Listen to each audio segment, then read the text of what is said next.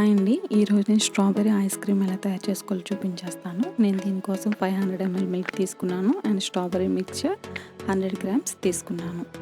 ఇప్పుడు మనం మిల్క్ని బాయిల్ చేసుకోవాలి.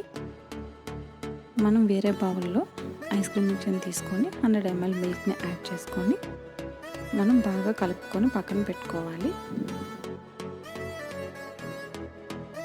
ఇప్పుడు మనకి మిల్క్ అనేది బాయిల్ అయిపోయింది. సో ఇప్పుడు మనం ముందుగా కలుపుకొని పక్కన పెట్టుకున్న మిక్చర్ని యాడ్ చేసుకొని 4 మినిట్స్ కంటిన్యూస్గా మనం కలుపుతూ ఉండాలి. చూసారు కదా, పర్ఫెక్ట్గా కలిసిపోయింది. అందుకు మనం స్టవ్ ఆఫ్ చేసేసుకొని చల్లగా అయిన తర్వాత పక్కన పెట్టుకోవాలి. ఇప్పుడు నేను ఒక ప్లాస్టిక్ బాక్స్లో చల్లగా అయిన మన ఐస్ క్రీమ్ మిక్చర్ని యాడ్ చేసుకొని 3 hours నేను ఫ్రిడ్జ్లో స్టోర్ చేసుకున్నాను, డీప్ ఫ్రిడ్జ్లో.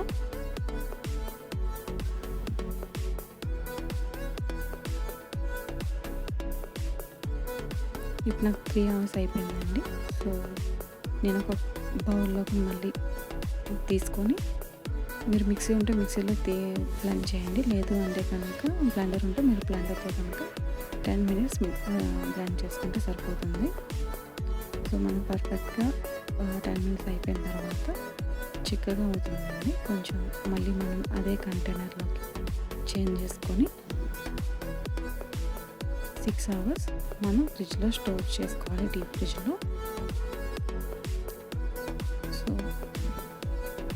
ఇప్పుడైతే నాకు 6 hours అనేది అయిపోయింది. చూడండి ఎంత పర్ఫెక్ట్గా వచ్చింది. చాలా ఈజీ, మనం ఇంట్లో ట్రై చేయండి. చాలా ఈజీగా మనకి ఐస్ క్రీమ్ అనేది రెడీ అయిపోతుంది. మీరు కూడా ట్రై చేసి మీకు ఎలా కుదిరిందో మన కామెంట్ సెక్షన్లో తెలియచేయండి.